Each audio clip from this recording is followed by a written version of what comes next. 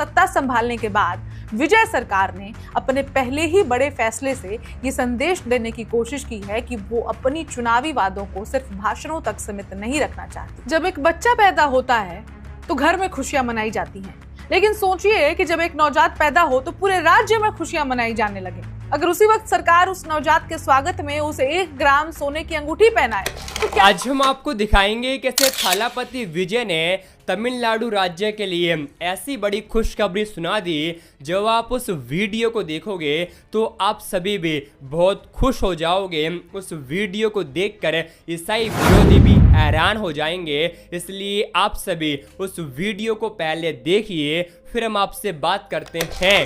सिर्फ कुछ महीने पहले तक जोसेफ विजय को लोग एक सुपरस्टार अभिनेता के रूप में जानते थे, लेकिन राजनीति में आने के बाद जनता ने उन्हें तमिलनाडु की सत्ता सौंपी और अब मुख्यमंत्री बनने के बाद उनकी पहली बड़ी परीक्षा शुरू हो चुकी है।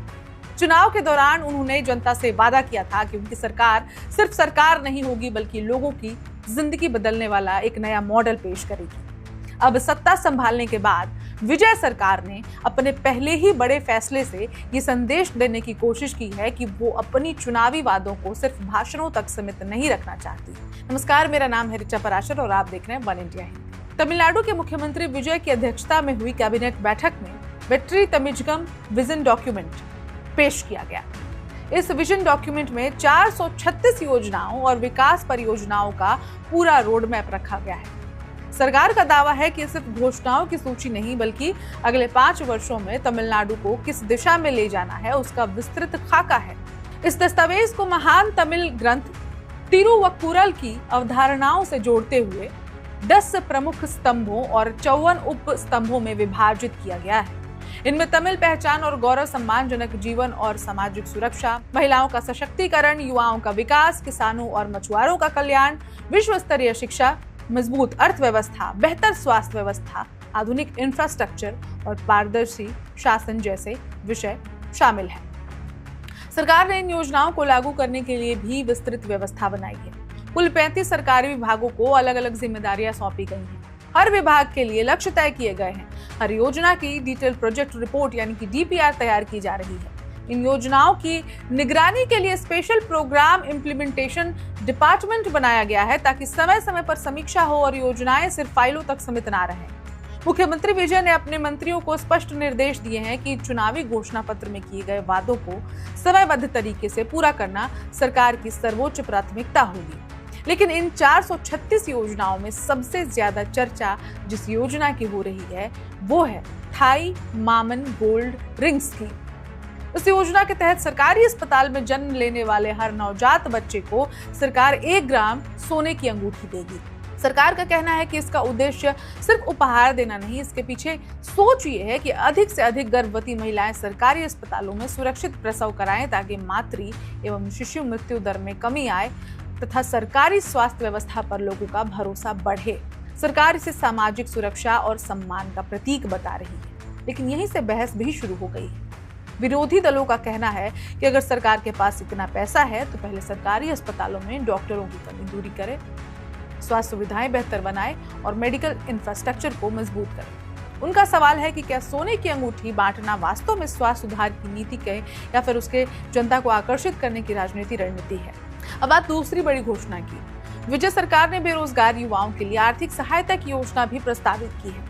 इसके तहत बेरोजगार ग्रेजुएट्स को हर महीने 4,000 रुपए, जबकि डिप्लोमा और ITI पास युवाओं को 2,500 रुपए प्रति माह देने का प्रस्ताव है। सरकार का कहना है कि ये राशि युवाओं को नौकरी मिलने तक आर्थिक सहारा देगी। समर्थकों का तर्क है कि बढ़ती बेरोजगारी के दौर में ये योजना लाखों युवाओं के लिए राहत साबित होगी, लेकिन आलोचकों का कहना है कि सरकार को भत्ता देने के बजाय उद्योग में निवेश बढ़ाकर रोजगार के अवसर पैदा करने पर ज्यादा ध्यान देना चाहिए।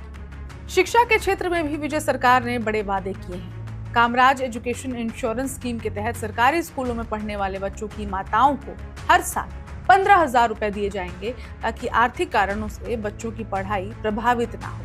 वहीं उच्च शिक्षा के लिए छात्रों को 20 लाख रुपए तक का ब्याज मुक्त एजुकेशन लोन देने की योजना भी सामने रखी गई है।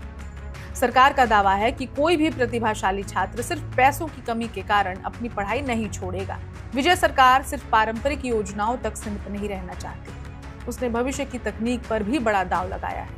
सरकार तमिलनाडु की पहली एआई यूनिवर्सिटी स्थापित करना चाहती है। साथ ही एक एआई सिटी विकसित करने और टेक स्टार्टअप को विशेष सहायता देने की भी योजना है। इसका उद्देश्य राज्य को आर्टिफिशियल इंटेलिजेंस और नई तकनीकों का राष्ट्रीय केंद्र बनाना है। आप सभी इस वीडियो को अभी छोड़ के ना जाए, आप सभी इस वीडियो को पूरा जरूर देखें। जैसा कि आपने वीडियो में देखा कि थलापति विजय अपने राज्य के लिए बहुत ही बड़े बड़े फैसले लेकर आ रहे हैं। मैं आपको बताना चाहता हूं, परमेश्वर के लोगों, ऐसा ही नेता, ऐसा ही मुख्यमंत्री हर एक राज्य के लिए अगर बन जाए तो मैं आपको बताना चाहता हूं ये भारत देश विश्व गुरु बन जाएगा। और मैं आपको बताना चाहता हूं यीशु मसीह का वचन इस बात को कहता है, सत्य को तुम जानोगे और सत्य तुम्हें स्वतंत्र करेगा। और मार्ग, सत्य, जीवन हमारा यीशु मसीह है। मैं आपको बताना चाहता हूं, आप किसी व्यक्ति से पूछ ले कि अगले प्रधानमंत्री कौन बनेंगे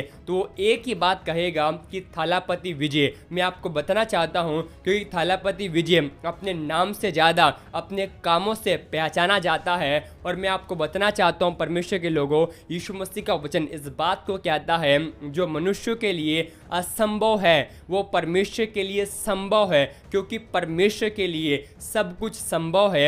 अपने भारत देश के लिए आप लगातार प्रार्थना करते रहे कि यीशु मसीह ऐसे मुख्यमंत्री को, ऐसे प्रधानमंत्री को आने वाले दिनों में पदवियों पर भेटा है कि वो मसीह लोगों को सपोर्ट कर सके, मसीह लोगों का सहयोग कर सके। क्योंकि प्रभु यीशु मसीह का वचन इस बात को कहता है कि एक व्यक्ति अगर मसीहों को सताता है, इसका मतलब ये है वो परमेश्वर को भी सता रहा है। क्योंकि यीशु मसीह का वचन इस बात को कहता है, परमेश्वर के जीवित हाथों में पड़ना बहुत ही भयानक बात है। अगर आप सभी यीशु मसीह पर विश्वास रखते हैं तो जो हमने प्रोडक्ट आपके लिए टेक किए गए हैं, आप उन्हें एक बार ज़रूर मंगवाइए, आप ज़रूर चेक करें। ये बहुत ही अच्छे प्रोडक्ट हैं। आप सभी इस वीडियो को एक लाइक कर दें, विश्वास से कमेंट में आमीन लिख दें। आप सभी थलापति विजय के जीवन के बारे में क्या कहेंगे, आप हमें कमेंट में ज़रूर बता दें। परमेश्वर आपको आशीष दे।